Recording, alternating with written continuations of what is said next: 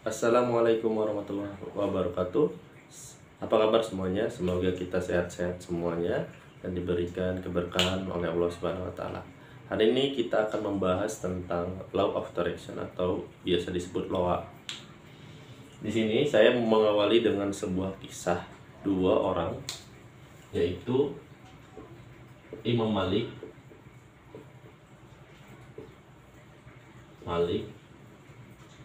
rahimahullah alaih dan Imam Syafi'i.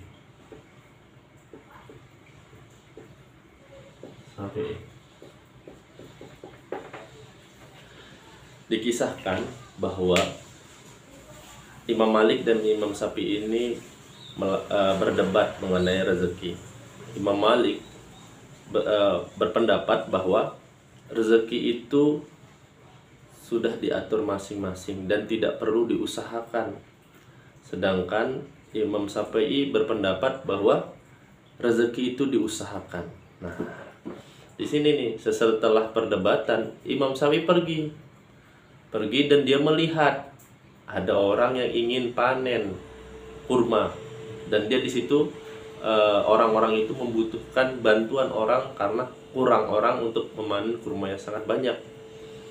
Imam Syafi'i itu pun membantu orang-orang yang memanen kurma. Setelah membantu memanen kurma, Imam Syafi'i mendapat kurma 1 kantong.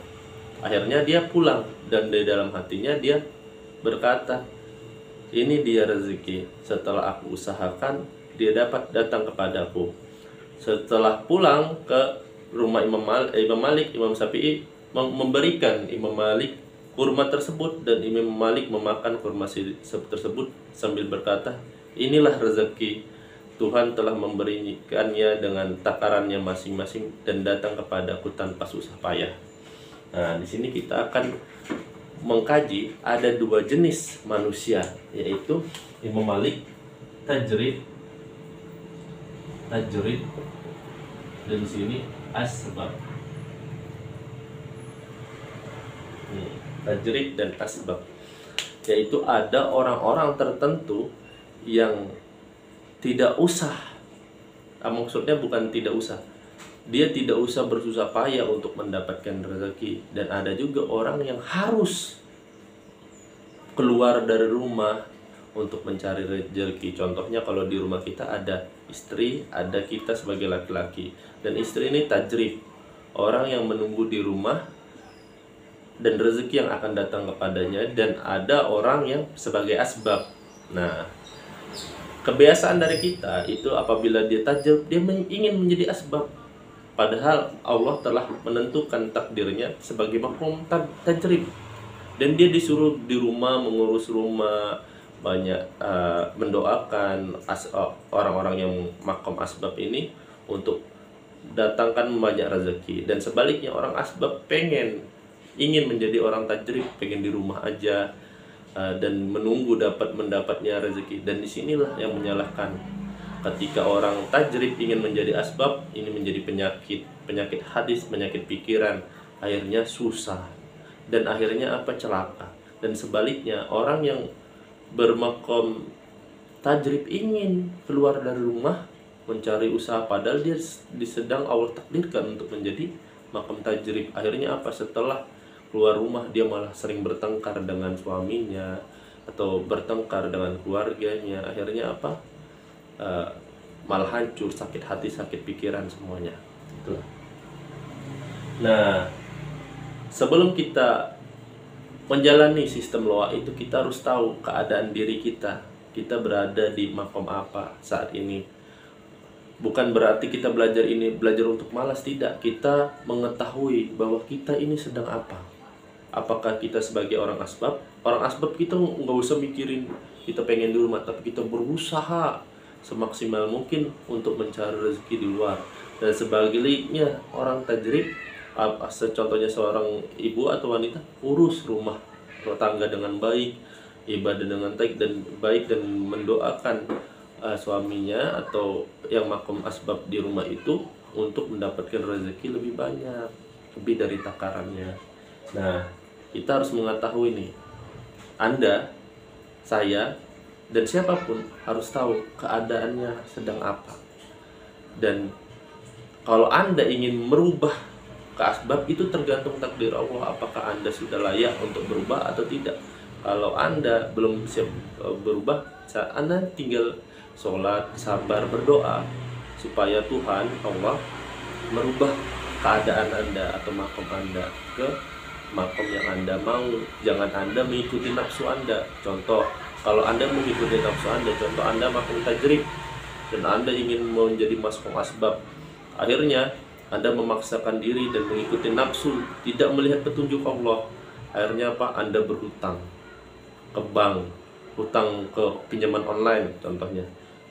Tujuan Anda baik, ingin membahagiakan orang tua, ingin membahagiakan anak, ingin buka usaha, tapi Anda keluar dari makom Anda atau dalam keadaan Anda ini, dan akhirnya apa? Malah tidak berhasil, malah hancur bisnis Anda semuanya, dan akhirnya Anda menangguh hutang, dikejar-kejar debt collector, dan keadaan itulah susah. Sebaliknya, dikala Anda di makom asbab, Anda disuruh berusaha mencari rezeki di luar, Anda malah di rumah males-malesan, tidur-tiduran, apa? Malah rumah tangga hancur, tidak memiliki rezeki, anak makan nangis-nangis susah, istri malah berantem terus setiap hari. Makanya Anda harus menyadari dulu sebelum Anda masuk ke dunia loa, Anda berada di makom apa. Nah, selanjutnya ada apa? Kita harus pahami. Setelah kita tahu makom kita harus tahu petunjuk Allah. Yaitu kan makanya kita di dalam Islam di Al-Fatihah ada ihdinas siratal mustaqim. Kita selalu minta petunjuk sama Allah.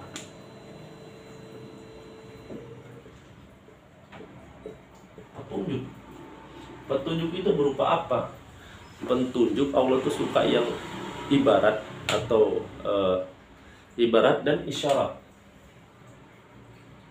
Ibarat dan isyarat.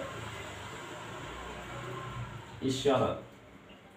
Ibarat itu perumpamaan. Makanya di dalam Al-Quran tuh banyak Allah menceritakan tentang perumpamaan-perumpamaan ini supaya kita berpikir, dan Allah suka memberikan petunjuk-petunjuk kepada kita dengan secara tersirat atau tersurat, langsung atau tidak langsung. Dan itu kita akan, di saat kita tahu kadar makom kita dan kita tahu keadaan kita dan kita tahu diri kita. Kalau orang tasawuf belajar tentang diri kita sendiri supaya mengenal Allah atau mengenal Tuhan, akhirnya kita akan tahu tuh ibarat atau isyarat. Informasi yang kita tangkap ini sebagai isyarat atau ibarat nih. Ketika itu kita akan tahu, oh kalau Allah suruh kita nih, kita punya cita-cita ingin menjadi pengusaha atau kita pengen buka dagang, kita berdoa sama Allah. Apabila Allah menyetujui atau ingin merubah kita, itu akan dipermudah, tidak akan dipersulit. Kalau kita mengikuti nafsu kita, itu akan dipersulit, bagaimanapun harus gagal. Sebaliknya, kalau kita mengikuti ibarat atau isyaratnya Allah, itu akan dipermudah jalan kita. Makanya banyak orang-orang yang menjalankan bisnis gagal karena mengikuti nafsu. Ketika dia pasrah kepada Allah, dia menyerahkan tunduk kepada Allah, Allah kasih petunjuk, ketemu ini, dikasih tahu bisnis ini, diikutin. Kalau dia itu dipermudah, itu adalah ibarat dan isyarat dari Allah, akhirnya jadi mudah. Itulah loa. Kita hanya perlu sholat, sabar,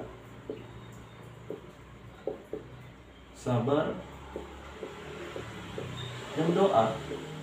Ketika kita didatangkan sebuah petunjuk, kita lakukan, laksanakan, dipermudah sama Allah, itulah jalan kita. Dan insya Allah sukses itu akan lebih cepat terjadi daripada kita mengikuti nafsu kita. Dan yang penting apa? Hati kita bahagia, pikiran kita bahagia, dan semuanya akan dipermudah. Kenapa seperti itu? Kenapa petunjuk itu penting? Contoh, ada sebuah cerita atau perang, saya lupa perang apa. Rasulullah itu adalah manusia yang sangat diberikan petunjuk sama Allah. Suatu hari para sahabat diberi petunjuk oleh Nabi Muhammad bahwa melakukan ini. Dan Para sahabat ini mengikuti nafsu mereka karena melihat harta yang banyak. Akhirnya apa? Akhirnya mereka kalah dalam perang tersebut karena mereka tidak mengikuti petunjuk yang telah ditentukan oleh Allah Subhanahu wa taala. Dan disinilah kita sebagai orang yang belajar tasawuf atau belajar mengenal diri, kita harus mengenal diri kita, mengenal Tuhan, dan ikuti petunjuk yang akan Allah berikan. Insya Allah akan sukses dunia wal akhirat dan akhirat. Amin ya rabbal alamin. Cukup sekian materi kali ini, semoga bermanfaat. Saya ucapkan terima kasih. Wassalamualaikum warahmatullahi wabarakatuh.